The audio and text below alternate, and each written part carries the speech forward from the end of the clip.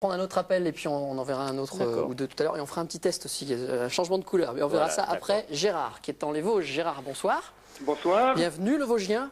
Oui, pas de... Donc en Lorraine évidemment. Oui. Vous aussi vous êtes un amoureux. Alors vous dites c'est pas vrai, il n'y a pas de secret pour trouver les bons champignons, il suffit de les aimer, c'est ça En fait voilà, c'est simple. Hein. Tout le monde peut trouver des champignons. Ouais. Mais pour ça, la première chose à faire c'est d'y aller. Parce que j'ai beaucoup d'amis qui me disent, bah oui, mais toi tu connais les coins. Ouais. Seulement voilà, pour connaître les coins, eh bien, il faut pratiquer la nature. Et pratiquer la nature pour le champignon, c'est pas la même chose que pratiquer la nature pour se promener sur des chemins. Donc il faut y aller spécifiquement. Par exemple, vous y allez depuis longtemps, depuis quel âge à peu près? Ben écoutez, j'ai 57 ans et je dois y aller toute jeune.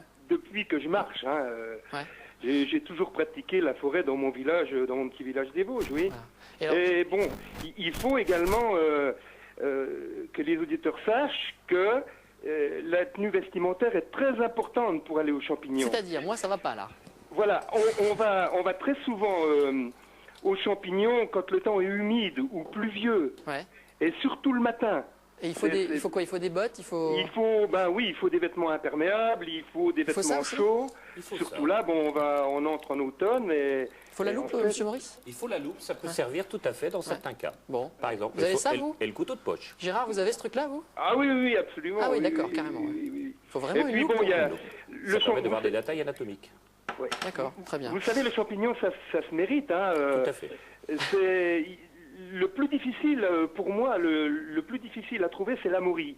Hein, qu'on doit chercher dans des ronces, dans des talus, c'est pas très accessible. Hein, Bon. Et dans les Vosges, ça va, il y a ce qu'il faut quand même, il y a des lieux. Eh ben, écoutez, oui, dans les Vosges, il y a beaucoup de champignons, mais cette année, on n'a pas eu beaucoup d'eau et le mois d'août a été assez catastrophique. Quoi, Très hein. bien.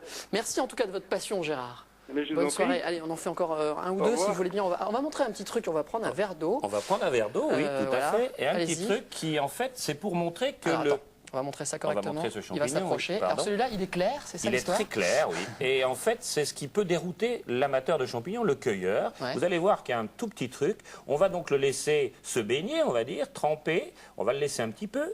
Et puis vous allez voir qu'il va changer de couleur. On va le laisser tranquillement. vite. Comment il Ça va s'appelle, assez alors vite. C'est le laquaire améthyste, qu'on D'accord. pourrait appeler améthyste, qui est un champignon parfaitement comestible, qui est assez goûteux. Effectivement, il a changé de couleur. Il commence à devenir beaucoup plus violet, hein, c'est tout à fait caractéristique de cette espèce. En fait, c'est ce qu'on appelle l'hygrophanéité. Donc il y a de quoi se planter quand même. Ah, il y a de quoi se planter. C'est quoi ça? Je voulais vous demander. Je vais. Alors ça non, c'est pas un C'est un caillou, champignon. excuse-moi. Pas un champignon. Qu'est-ce qu'on peut montrer encore Alors, il y rapidement? a quelque chose d'intéressant ici, c'est celui-ci. Ouais. Il a pour nom le meunier. C'est un champignon que beaucoup de gens n'osent pas ramasser parce on peut le confondre avec des champignons toxiques qui sont aussi blancs que lui. Ouais. La différence, là aussi, école d'essence, on va faire un petit test si vous voulez. Je vais prendre Rapidement, mon attends, temps. reviens dans le. Là, voilà, On va reprendre son temps. Ouais. Donc vous voyez, je le Gratte. gratte Frotte, un petit peu, ouais. je gratte ces lamelles, et puis je vais le porter Ouais. Vas-y. à mon nez. Et ça marche. Et vous allez en sentir une odeur tout à fait particulière. Je sens en tout cas une odeur tout à fait C'est comme ça que particulière vous le reconnaissez. de farine fraîche. Ok, c'est Voilà. déjà la fin de l'émission, hein, Jean-Paul, Voilà. ça va très très vite. Merci en tout Excusez-moi. cas